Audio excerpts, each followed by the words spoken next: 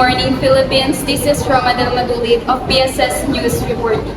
Today, December 21 of 2024, government administration continues to persecute local media outlets and journalists that voice the oppression and controlling of the government against press freedom. News media organizations and journalists have constantly been red tagged or accused of being communists. Definitely a terrifying situation for the country's press, media, and journalists. Again, this is Romadel Madulid reporting under BSS News. What is happening? Are people really granted their freedom? With how they keep shutting people's voices like this, feels like the opposite is happening.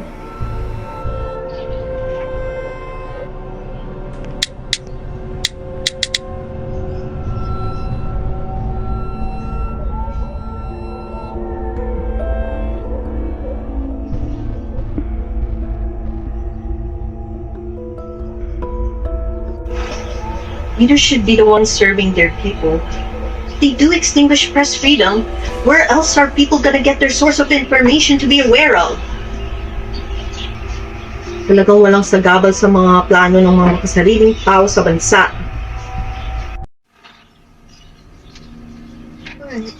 That should do it for now. Should probably go take a nap.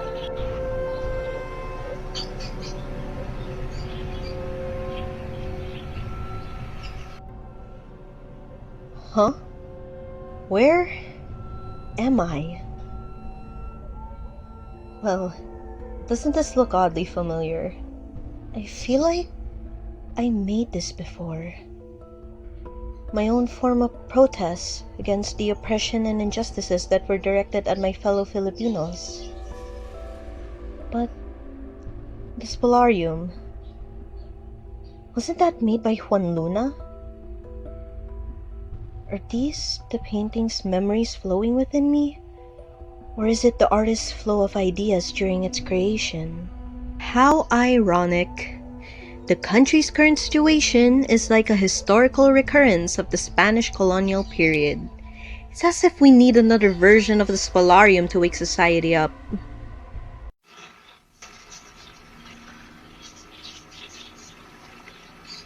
Given in the past, Philippines were systematically oppressed. Did a change really happen? I mean, sure, we're people colonizers now. Pero ngayon, tila parang kapwa Pilipino pa ang bumabaon sa mga boses ng kanilang mamamayan. Pagbibas pa talaga ng pagiging Pilipino ang kabalansa.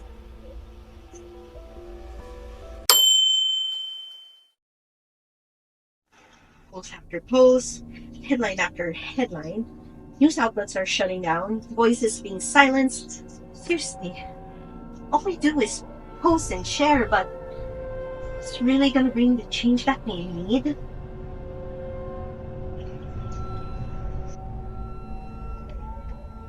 Okay. Voices are being silenced. Maybe it's time for something else to make the noise.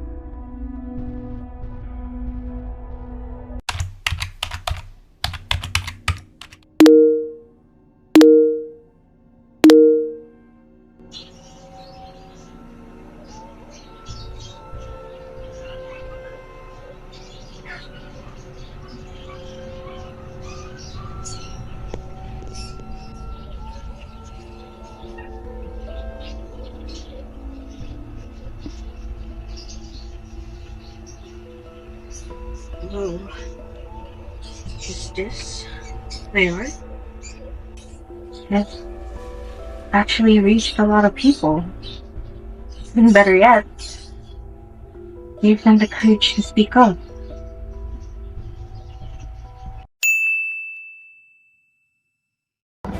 Good morning, Philippines. I'm Romadel Madulid of BSS News Reporting.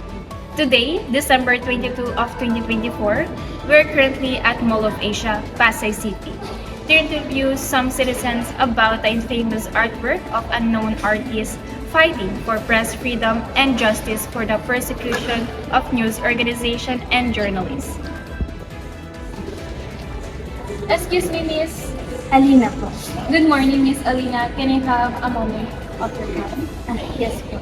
I would like to ask if you know the anonymous artists that create artwork about press freedom and awareness on the persecution of journalists. What are your impression of the artists and their works?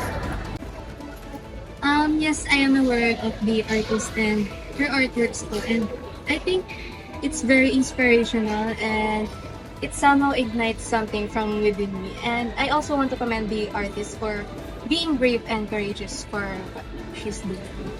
I do agree with you, Miss Alina. However, may I ask why you felt that way? Is there or are there any determining factors that influence your answer? I felt that way as a student and as a citizen because I believe that we have to be aware for what's currently happening in our country and we have to fight for what we believe is right. As freedom is for everyone and not just for authorities. Thank you so much for sharing your opinion, Miss Alina. I hope other students will be smart and aware like you. Good afternoon, Philippines. Again, this is Romadel Madulid of BSS News Reporting. Today, December 22 of 2024, we're currently in part of Pasay City to interview some citizens about the trending artwork of an unknown artist fighting for press freedom and justice for the persecution of news organizations and journalists. Excuse me, Miss Elaine. Can I have a moment of your time? Sure. I would like to ask if you know the anonymous artist that creates artwork about press freedom and awareness of persecution of journalists. What are your impression of the artists and the artworks that were created by artists? Yes, I'm aware of that artist, the current internet sensation, right? I must say the artist's quiet good paints really well. Those artworks are a movement for something, right? Is that so? However, may I ask why you felt that way? Are there any determining factors that influence your answers?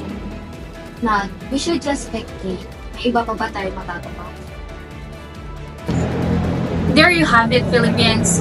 While some may feel uncertain about the impact of these movements, others continue to see them as a vital for the fight for freedom of expression and justice.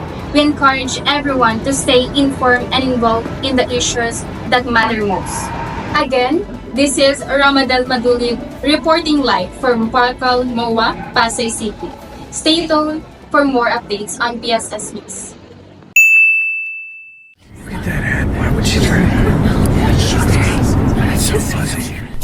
Guys, I just saw these arts on the streets, and it's everything we need to talk about press freedom. It's sending a message loud and clear. Let's cooperate and use our voices to reach our long-term goals.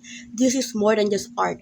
It's about fighting for our right to speak, be aware, and have independence in general. Spread this, tag your friends, and let's support this movement. It's happening, people. The government is trying to distort the truth by suppressing the voices that challenge their narrative. And we cannot let this happen. This trending painting is not just about art. This is about standing up for the values that allows us to be free. We have the right to know, we have the right to speak, we have the right to share. And together, we can make sure that the truth is heard and prevails. Okay, hi everyone. I've been seeing a lot of posts about this so-called press freedom movement, and honestly, I think people are doing the most. Like, I get it. Freedom of speech is important, but let's be real. Slapping posters on some walls isn't going to change anything. Everyone's acting like it's some historic moment, but it's more of that performative activism that people love to do for clout. I'd rather be a bystander than a nuisance, okay? Hi guys! Let's talk about the attention seeker. Oops! Just kidding. Let's talk about the artist trying to make a statement like they are some kind of hero. Honestly, they are just making a fuss over nothing. Sticking posters on walls won't change anything. Look, if you really want change, go run for a political position or something. Stop pretending that your art will save the world. As the artworks continue to gain popularity, people initiate debates about the painting's relevance to contemporary issues in the country. It is evident that there are two parties in these debates: the privileged, who feign ignorance, and the non-privileged, who are fighting for what they believe is right. Mga kababayan, humaharap ako sa inyo ngayon upang linawin ang mga impormasyon na kumakalat tungkol sa ating gobyerno. Simula pa lang, ang mga activists at mga journalists na ito ay sila na nagpapakita ng maling pananaw sa katotohanan. Press freedom, human rights and oppression, lahat ng mga ito ay ginagamit nila bilang armas laban sa gobyerno. Tinutulungan sila ng ilang media outlets na nagpalaganap ng maling impormasyon. Kaya't ang mga tao ay nawawala na sa tamang direksyon. At isa sa mga pangunahing media outlet na ito, ang BSS News. Simula ngayon, ang BSS News at iba pang media outlet ay isasara na. Labag na ang kanilang operasyon bilang media. Wala nang dahilan upang patuloy pang payagan ng isang media outlet na magpakalat ng maling impormasyon at magsira ng reputasyon ng gobyerno at ng mga tao. Maraming salamat. Sinungaling? Ito ba ang hustisya? Nasaan na ang karapatan ng mga mamamayan? Ninanakawan niyo kami ng kalayaan, tinatawag niyo ang mga sarili niyo bilang isang mga leader ng bansang ito? Hanggang kailan kami magtitiis ng paghihirap dahil sa mga makasarili niyong desisyon? Hindi pa kayo nahihiya? Habang nalulunod kami sa kahirapan, kayo ay nagpapakasasa sa yaman ng bayan? Taon-taon kami nagbabayad ng buwis. Pero saan napupunta ang mga ito? Sa bulsa niyo? Sa mga proyektong walang silbi? Tinatanggalan niyo kami ng boses, ginagawa niyong sunod-sunuran ang mga tao, habang kayo ay nagtatamasa ng kapangyarihan. Pinipilit niyo kaming manahimik, pero hindi na kami papayag na apihin. Tama na ang pang-aabuso. Ang gobyerno dapat ay para sa tao, pero bakit parang kami pa ang inyong kalaban?